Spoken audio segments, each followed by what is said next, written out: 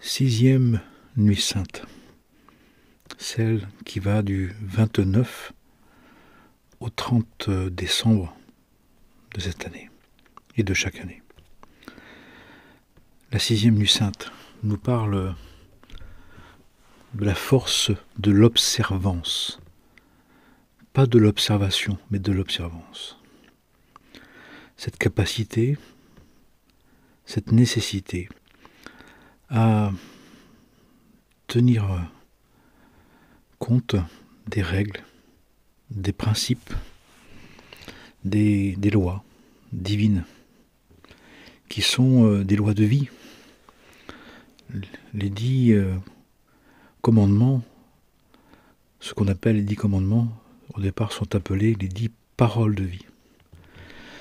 Nous avons donc une information, c'est que ces 10 paroles de vie contiennent des lois, des règles, des principes à observer, à appliquer, pour que notre vie donne la vie, pour que notre vie engendre la vie, pour que notre vie terrestre soit l'expression d'une vie céleste, d'une vie divine, d'une vie éternelle. Ce qui veut dire aussi que il y a des règles divines à cette vie. Il y a des règles divines que nous devons chercher le royaume de Dieu, chercher les lois et les prophètes que il est dit qu'il n'est pas venu abolir, mais il est venu montrer, démontrer, mettre à jour, pour que justement, pas un iota de la loi soit négligé, parce que ce n'est pas possible. Ce qui veut dire aussi que derrière la loi, derrière la force de l'observance, il y a la conscience qu'il y a une justice, que nous sommes dans un cadre de la création divine où il y a une justice divine. Tout est compté, tout est observé, tout est enregistré. Il n'y a pas un iota de la loi et des prophètes qui est modifié, même si on ne sait pas, même si on ne veut pas, même si on dénigre, même si on a oublié, même si on a mis de côté. Et c'est en cela où la force de l'observance, c'est la conscience que le divin, dans sa miséricorde, est rigoureux, que dans son aide, dans son soutien, il tient compte, il se souvient, il se souviendra, il n'oubliera pas un iota, rien. D'ailleurs, chaque nuit, on amène le travail du soir dans le monde spirituel, et déjà là, il y a une préévaluation, il y a déjà un ressenti avec lequel on se lève le matin. C'est pour ça que le matin, quand on se lève, on est dans une certaine teneur d'être. Et puis chaque semaine, à la fin de chaque semaine, de la même manière, il y a une synthèse, un récapitulatif de la semaine, de ce qu'on a observé, de ce qu'on n'a pas observé. On a une impression générale, on a une impression latente, on a comme une teneur d'être qui nous dit finalement si on a été juste, si on a été assez juste, ou qu'on a été injuste. Et de la même manière, il y a chaque mois la même chose. Et puis dans des périodes de temps de vie qui sont liées à chacun, qui sont liées à sa date de naissance, qui sont liées à ses noms, ses prénoms et ses noms, il y a des périodes, des séquences, il y a des moments où il y a un pré-bilan d'étapes pour voir si justement on a suffisamment observé les règles du jeu. Est-ce qu'on a tenu compte? Est-ce qu'on a bien appliqué? Est-ce qu'on a suffisamment fait avec les lois divines, dans le respect des lois divines, dans le respect des droits et des devoirs, dans le respect du bon sens et de la logique de la vie, dans le respect moral et dans le respect des commandements. Et puis, il y a, à la fin de cette vie, il y a le passage devant les tribunaux célestes. Il y en a un par 24 heures, où tout est enregistré, toutes les pensées, tous les sentiments qui s'expriment par la parole, et puis tous les actes qui expriment notre volonté. Tout ça pour qu'on puisse avoir l'opportunité de nous rectifier, de nous replacer, de nous réajuster. Ce qui veut dire que nous sommes aidés, nous sommes soutenus pour arriver à nous affirmer, arriver à œuvrer et à participer à l'élan divin, au service à Dieu, mais dans le respect de ses règles. Donc il y a des règles. On le retrouve dans les enseignements, on le trouve chez les maîtres, chez tous les maîtres, chez tous les éveillés. Il parle d'être moral, d'être éthique, d'être respectueux des lois de la vie. Et il se l'applique, et il ne s'en sépare pas, il la respecte. Ce qui fait que il y a des règles du jeu, il y a des règles du jeu de la vie. C'est pas forcément, je vois, évident pour les personnes, logique. On parle beaucoup de la grâce, comme si la grâce remplaçait les règles du jeu. Mais ce n'est pas le cas, puisqu'il est dit, je ne suis pas venu abolir les lois et les prophètes. Je ne change pas un iota de la loi, mais je suis venu montrer comment vivre à partir des lois et des prophètes. Donc tout notre travail de se diviniser, de se sanctifier, d'être fraternel, ça va être dans ce cadre-là. Qu'est-ce qui a détruit le deuxième temple et dont on est porteur et porteuse, nous dit-on? C'est la haine gratuite. C'est-à-dire le fait de s'autoriser à justifier n'importe quel moyen pour le but, même un but noble. Et on ne peut pas justifier, la fin n'est pas, on ne peut pas dire j'utilise n'importe quel moyen même pour une fin qui est souhaitable. La fin est dans les moyens. La manière de faire, la manière de dire, la manière de se comporter, la manière d'agir, la manière de réussir est, d'un point de vue spirituel, aussi importante que l'objectif, que la réussite, que l'accomplissement. Ce qui veut dire qu'on nous dit que nous avons à être dans une fidélité aux principes, même si on tangue, même si on s'en éloigne, même si on les oublie, même si on est en apprentissage.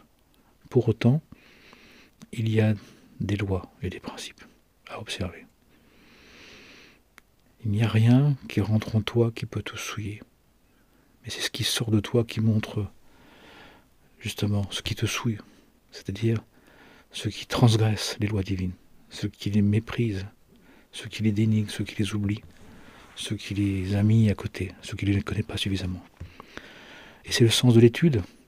On étudie les textes, on étudie la vie des saints hommes et saintes femmes, des éveillés, des mystiques, des prophètes, pour qu'on prenne conscience de comment agir dans une éthique divine, dans une éthique spirituelle.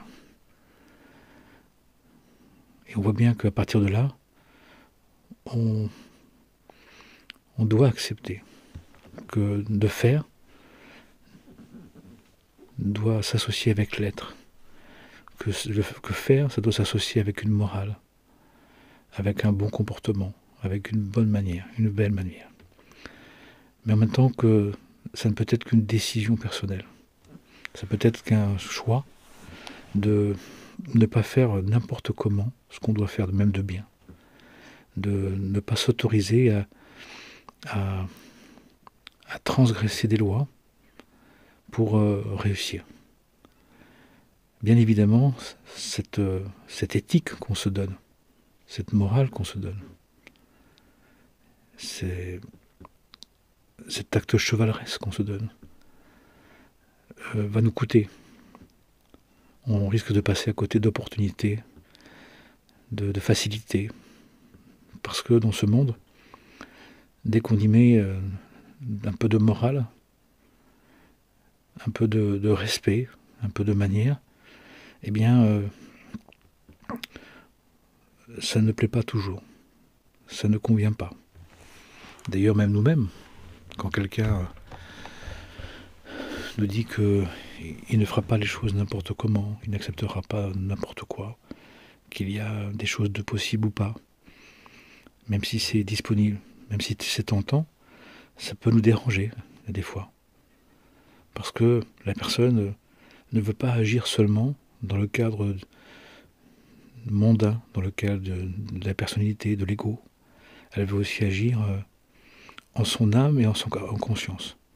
En son âme et conscience. C'est ce qu'on appelle être dans la tradition, sans être traditionnaliste. C'est-à-dire de se référer à un cadre de valeurs, à un cadre de règles, à un cadre de principes, à un cadre de lois divines, porté par les lois divines. C'est tout le travail d'étude des 10 paroles de vie.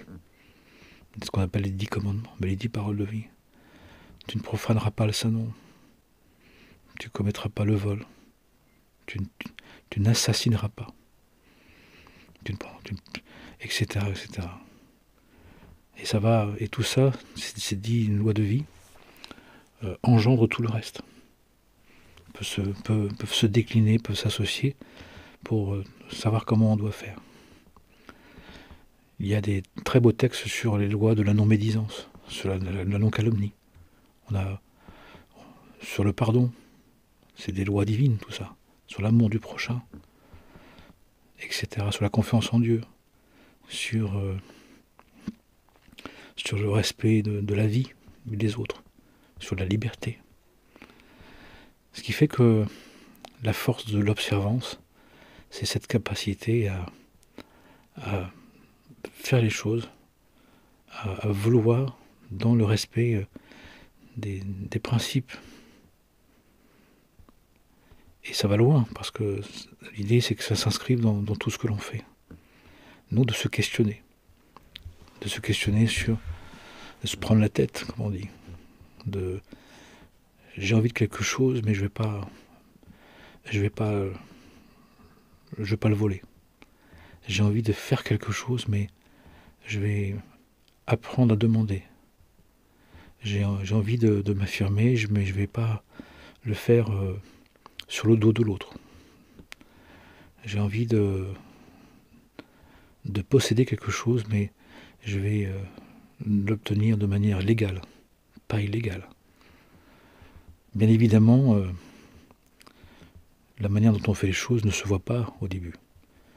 Mais il faut savoir qu'elles s'inscrivent dans notre âme, qu'elles s'inscrivent tant qu'on n'aura pas compensé ces transgressions cachées, voilées, invisibles, secrètes.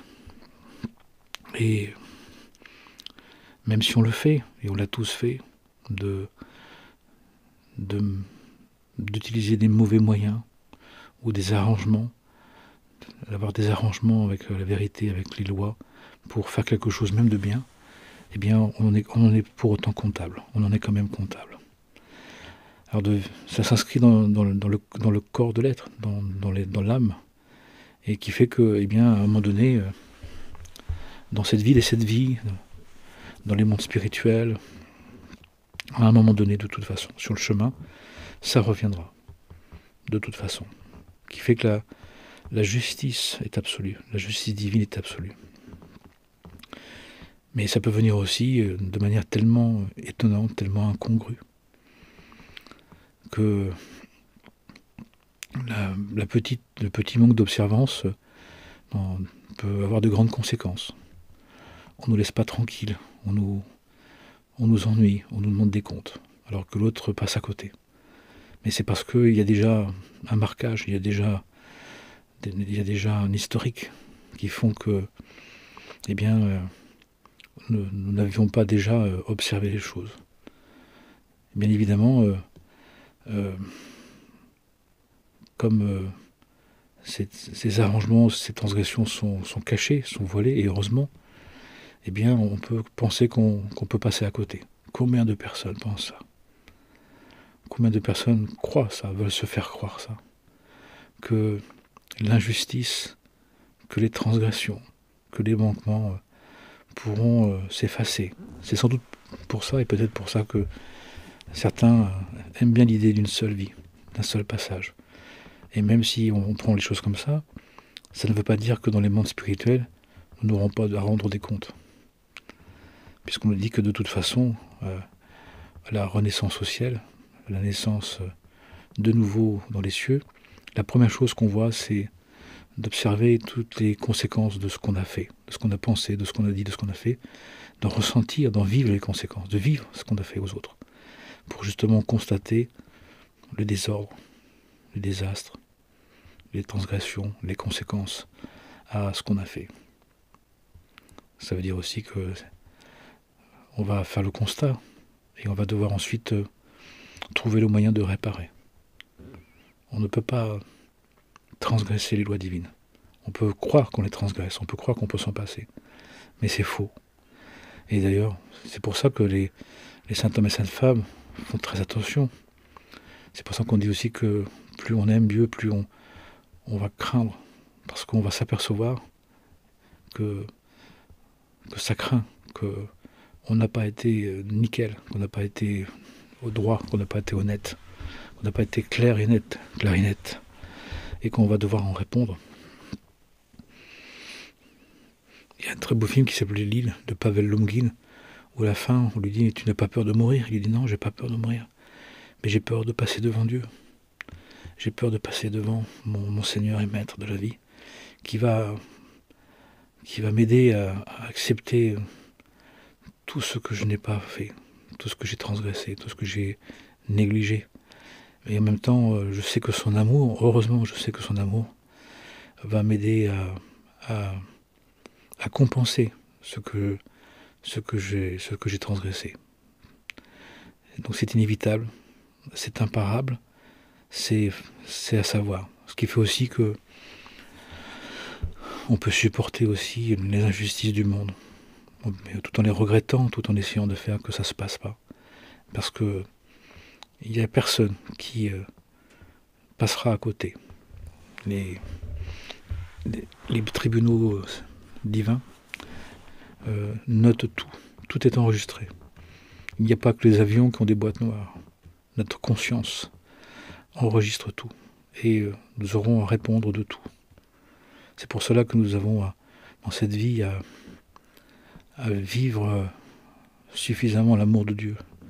Cet amour immense de Dieu pour supporter cette, comme disait saint François, que la deuxième mort ne m'atteigne pas. C'est-à-dire, justement, il y a la mort physique qui est inévitable pour tous, mais comment je vais supporter ce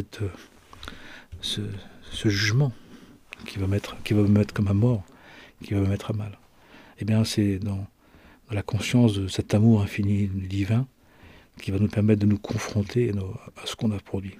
Bien évidemment, ça veut dire que n'importe quel humain est plus ou moins a plus ou moins transgressé, a plus ou moins, même si c'est pas volontaire, c'est involontaire, même si c'est pas voulu, c'est quand même commis. Donc nous devons le savoir. Et en le sachant, ça doit nous donner la force d'observer mieux les règles du jeu, de mieux se comporter. Et puis, une grande aide pour aussi compenser dès cette vie, c'est de pardonner. De pardonner à ceux qui, bien maladroitement et même consciemment, le font. Mais on dit que si on avait conscience des conséquences de nos transgressions, on ne pourrait pas le faire. Et plus on va plus on se rapproche du divin, plus on comprend son amour, plus il nous fait prendre conscience, cet amour, et c'est de la lumière aussi, donc de la conscience. Et on s'aperçoit à quel point ce qu'on a transgressé, eh bien on devra le réguler, de toute façon. Puissions-nous en mieux en tenir compte, de ne plus penser qu'il n'y a pas de règles, que les choses sont aléatoires, que ce qui est caché ne se révélera pas, c'est faux. Tout se révélera d'une manière ou d'une autre. Et puissions-nous aussi pardonner pour aider les êtres justement à à comprendre le sérieux de tous les manques d'observance, puisqu'on en est responsable, et puis de nous-mêmes, d'essayer de faire un peu plus d'effort de tenue, de se tenir, de se contenir, d'être plus moral, d'être plus éthique, parce que c'est notre intérêt, parce que c'est notre avantage. Parce que, encore une fois, pour terminer, il y a ce que l'on fait, mais pour Dieu, il y a aussi comment on le fait, avec quelle intention, et de quelle manière pratique, dans quel respect de la vie, des droits et des devoirs, du bon sens, de la logique, de la morale, et des commandements, des paroles de vie, avec quelle éthique nous avons agi. Amen et Amana.